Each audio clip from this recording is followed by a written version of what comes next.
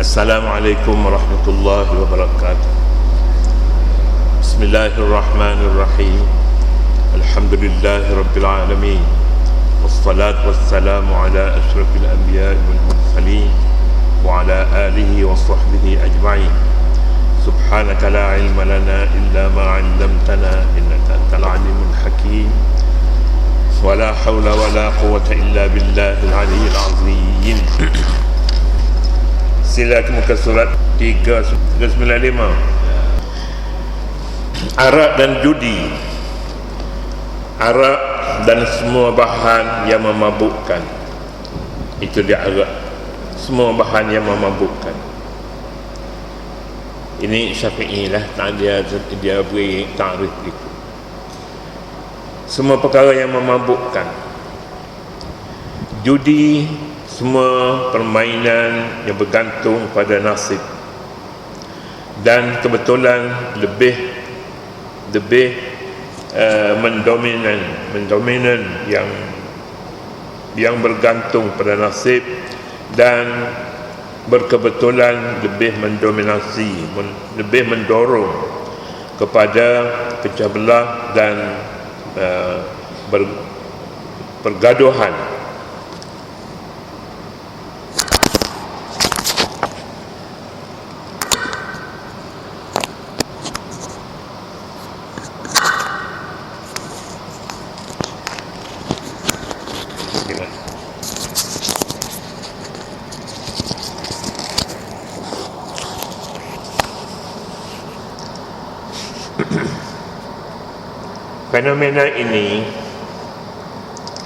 Fenomena ini bertentangan dengan masyarakat Islam. Masyarakat Islam yang berprinsipkan perpaduan dan keamanan. Oleh itu, ruang-ruang yang membawa kepada pergaduhan hendaklah ditutup. Inilah pokok bicara dalam ayat ini. Dalam ayat mana? Ayat mengenai judi dan arak dan judi. Yas'alunaka 'anil khamri wal maisir. Mereka bertanya kepadamu tentang arak dan judi. Sumber ilmu di dalam Islam sampai kepada akhir ini pun, pertanyaan merupakan pintu ilmu, babul ilmi, pintu ilmu, bertanya. Bertanya ini dia merupakan satu sumber untuk mendapatkan ilmu dan penawar kepada kejahilan, kebodohan. Syifaul 'ayyi as-su'al. Dalam hadis menyebutkan, innama syifaul 'ayyi, sesungguhnya penawar kepada kebodohan ialah bertanya. Tapi bertanya ini pun bertanya dengan ikhlas. Ada orang bertanya dia nak laga-lagakan. Ustaz tu kata boleh. Macam mana kita nak kata? Dia nak laga-lagakan. Kata ustaz tu dia boleh belakang. Jadi sudah menimbulkan pergaduhan, perpecahan antara satu dengan lain. Ada juga soalan ini nak uji ustaz. Ustaz ni dia mengaji. Dia mengaji kepada kitab tasawuf, dia disebutnya martabat 7 tu. Kalau dia tak mengaji kitab tu, kitab ni tak salah, dia tak ada ilmu. Ini adalah pertanyaan yang membuka pintu peperangan atau kumpulan-kumpulan. Dalam masyarakat Islam di Malaysia ini, guru pondok dengan pondok, dululah, sekarang ni dah tidak dah. Pondok dengan pondok ni, tok gurunya itu dia tak boleh bertemu satu dengan lain. Pasal apa? Pasal tadilah dia masing-masing ada kawasan yang sendiri. Ada kawasan. Kalau daripada satu kawasan tu dia tinggal untuk guru di kawasan dia, maka dia tak bolehlah. Dia kira satu kesalahan. Kita nak pergi pada di sini. Generasi para sahabat merupakan generasi istimewa kerana bakal berada bersama-sama Rasulullah SAW. Mereka berada bersama-sama Rasulullah SAW, dan pada bila-bila masa sahaja mereka ingin mendapatkan hukum, nescaya mereka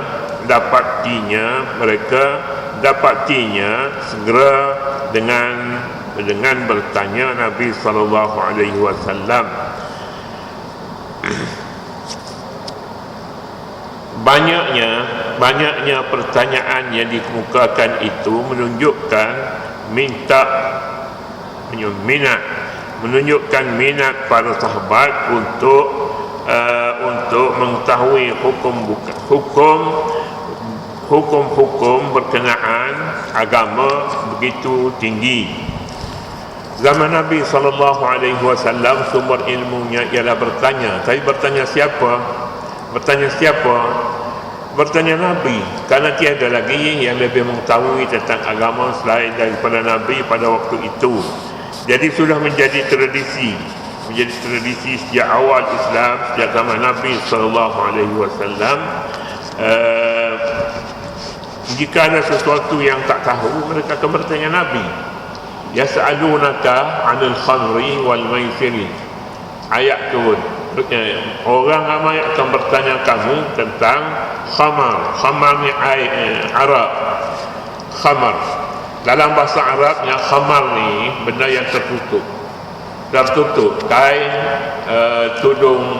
tudung kepala wanita, namanya khimar, bukan himar. Tu himar tu dia satu makna lain pula. Khimar. Yas'alunaka 'anil khamri, mereka akan bertanya kamu tentang khamri di sini pulanya benda yang menutupkan akal, menutupkan kewarasan akal. Orang yang mengambil khamar akal dia tertutup, dia tak siuman lagi. Jadi sebab itulah nama dia khamru. Arak ialah semua jenis minuman yang mengandungi alkohol.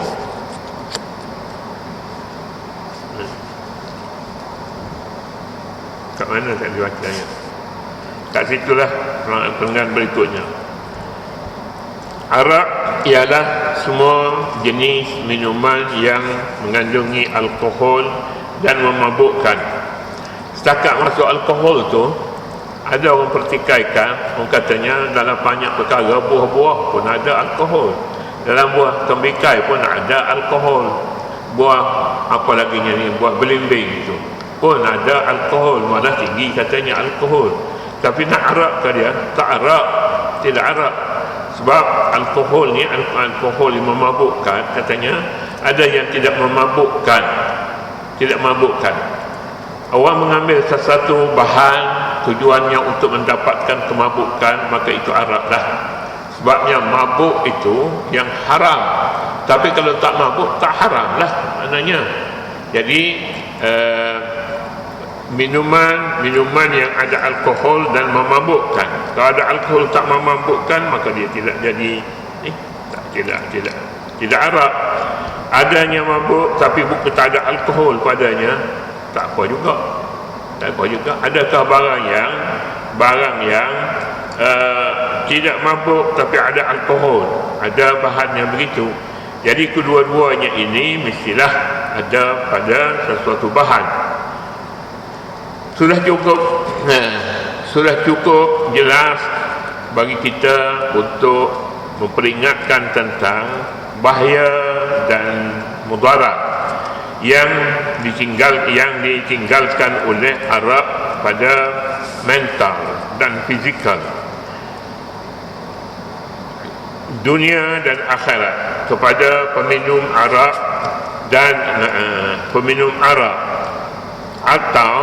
atau untuk kita perkatakan tentang malapetaka yang bakal menimpa keluarga, anak-anak dan isteri, dan ancaman yang merupakan akhlak yang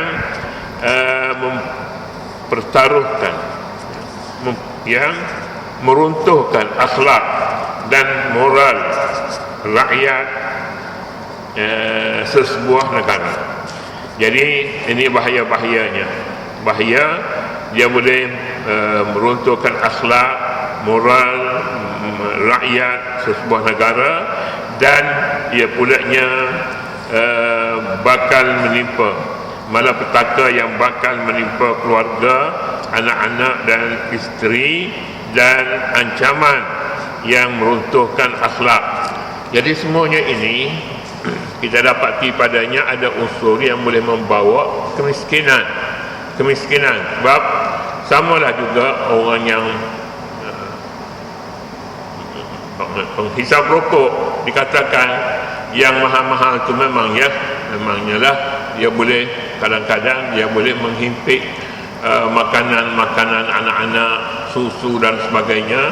Jadi jika dikatakan itu sebabnya pengharaman bahan-bahan seperti merokok dan lain-lain lagi, dia boleh membawa kepada miskin. Jadi oleh kerana itu ia wajar diharamkan. Dia kata lagi, Islam telah mengambil sikap yang sangat tegas terhadap arak menerusi firman Allah, dan firman Allah yang menyatakan arak membawa mudarat, najis dan mainan syaitan. Sedangkan hadis pula dengan tegas menyatakan ta'rif arak ialah kullu muskirin khamrun wa kullu khamrin haramun. Terjemahannya, setiap bahan yang memabukkan adalah arak, dan setiap arak adalah haram. Jadi kalau macam tunya, arak ni haramnya kerana dia najis. Kullu muskirin khamrun, semua perkara yang memabukkan adalah khamar namanya.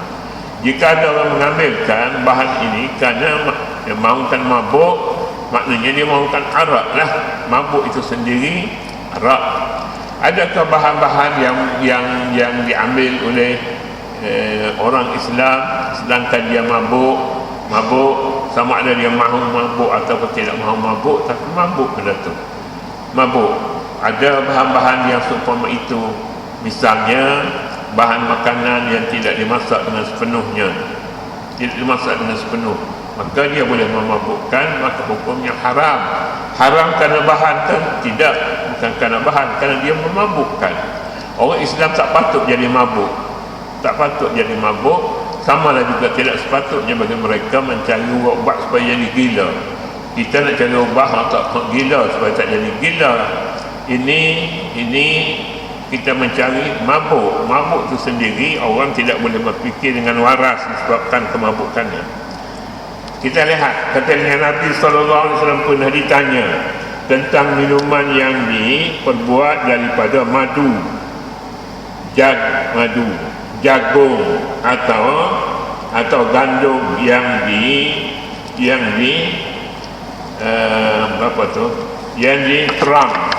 diperam sehingga menjadi minuman yang memabukkan. Lalu Nabi SAW menjelaskan dengan sabdanya yang ringkas saja tetapi padat. Maksudnya setiap bahan yang memabukkan adalah arak, dan arak itu hukumnya haram. Senang dia ta'rifnya, senang saja. Arak itu katanya ialah semua perkara yang memabukkan. Setiap perkara yang memabukkan haramlah dimakan. Kalau barang tu mabuk tapi dia makan tak mabuk, tak boleh juga. Ataupun ramai orang ambil makan benda ni, ubat sekarang ni, ataupun bahan-bahan yang sedikit saja, kira-kira mabuklah walaupun sedikit, maka kemabukan itu alasannya. Sama juga barang yang tidak mabuk tapi orang ambil, pengambilannya untuk memabukkan, maka juga haram dan tak boleh dimasukkan dalam senarai barang-barang yang halal.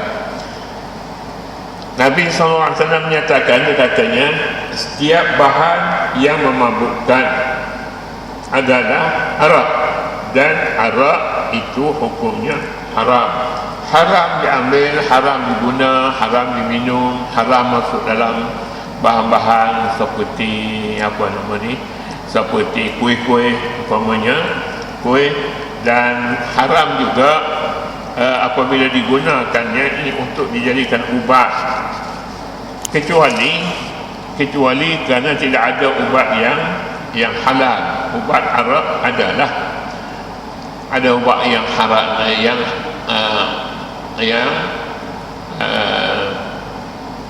haram lah, yang memabukkan. Baik, jika tidak ada ubat yang baik, yang tidak najis, yang tidak masuk barang-barang yang haram, maka hukumnya tadilah dinilai dari sudut mudarat. Maknanya tidak ada ubat yang lain, maka ulama kita menyatakan boleh diambil jika darurat. Tapi jika ada ubat yang lebih baik, maka tidak memabukkan, maka itu harus diambil, kerana itulah makan ubat bagi orang Islam yang tidak boleh mengambil arak. Ubat apa orang nak berjalan tak memabuk tu. Itu juga haram jika ada ubat yang baik yang tidak memabukkan. Sikit lagi, pengharaman arak tidak terbatas hanya pada perbuatan minuman atau menikmati kemabukannya sahaja, tetapi meliputi perbuatan memperdagangkannya. Dia tidak minum, ataupun kalau dia minum tak mabuk, ataupun kalau mabuk pun mabuk ringan saja, maka perbuatan memperdagangkan itu juga haram, kalaulah barang itu sudah bernama arak, walaupun tidak mabuk, berdagang, berjual. Walaupun kepada orang yang bukan Islam, kita nak jual kepada bukan Islam pun tak boleh juga, sebab mereka diambilnya daripada orang Islam, maka hukumnya jual beli terhadap mereka juga haram, kerana haram kepada orang Islam, haram juga kepada bukan Islam berdagangkan. Walaupun kepada orang bukan Islam, justru orang Islam diharam menjadi pengimport dan mengekspor minuman keras, atau menjalankan perusahaan mengeluarkan minuman atau minuman itu, atau menjadi pekedai yang menjual atau mengedarkannya. Begitu juga mereka tidak dibolehkan bekerja di kedai-kedai arak, baik sebagai pelayan atau lain-lainnya. Dalam sebuah hadis Rasulullah sallallahu alaihi wasallam bersabda, Rasulullah mengutuk jenis manusia yang terlibat dalam kegiatan arak. Sabdanya, la'anallahu al-khamra wa syaribaha wa saqiyaha wa ba'i'aha wa mubta'aha wa 'asiraha wa muqtasiraha wa hamilaha wal mahmulata ilaihi. Terjemahannya, Allah mengutuk arak. Tuhan kutuk arak. Arak tidak mukallaf, dia tidak akil balik. Tapi kutukannya kepada arak kerana orang yang terlibat dengannya atas sebagainya, sebagai sifat atau sebagai dia penjual, dia berniaga, dia tak makan, dia berniaga, dia buat ubat, jual umpamanya, itu arti Allah melarang, Allah melaknat arak, walaupun pada asalnya minum arak itu diharamkan, Tuhan laknat, tetapi dilaknat juga kerana khamar itu disalahgunakan untuk tujuan-tujuan ubat dan berbagai-bagai lagi. Wasyaribaha, dan orang yang minumnya, wasaqiyaha, orang yang menuangnya, mengedar, itu pun juga dah. Wabai'aha, dan orang yang menjual, membeta'aha, dan orang yang dijual kepadanya, orang membelilah. Wa'asiraha, dan orang yang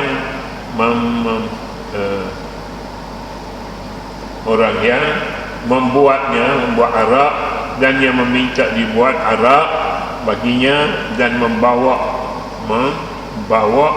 arak, dan yang dibawanya arak baginya. Semua sekalilah yang berkaitan arak ni semuanya dilarang. Jadi oleh yang demikian, maka semua orang yang terlibat dengan arak ini mendapat laknat daripada Allah. Hadis yang seumpama ini menunjukkan hukumnya juga dilarang, walaupun bagi setengah orang arak tidak mabuk, sekalipun begitu menjual arak, yakni dia tidak mabuk, hanya dia jual saja, dia tidak mabuk, hanya dia tukang pengedar saja misalnya, itu pun dilarang dalam Islam. Dan hadis itu pula diriwayat oleh Abu Daud Asy-Syarbini, Abu Daud Asy-Syarbini, Syaribah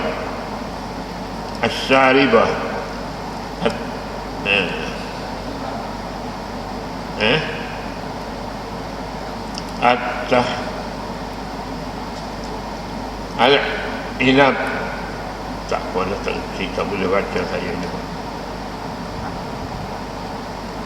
Inab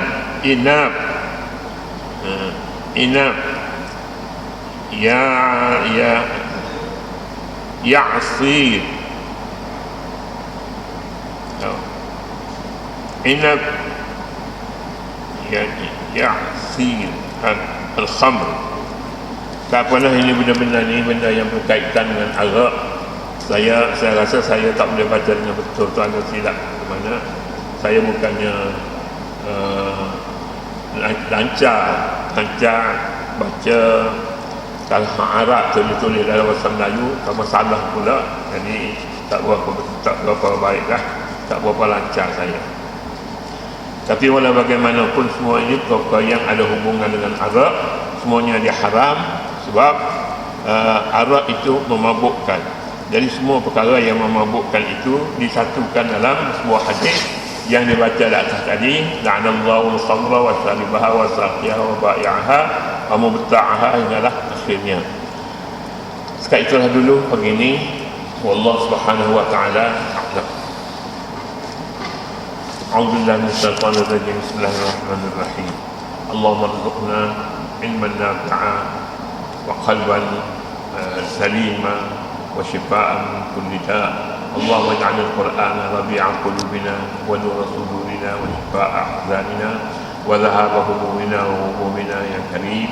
وصل اللهم على النبي الأمي وعلى آله وصحبه وسلم، والحمد لله رب العالمين.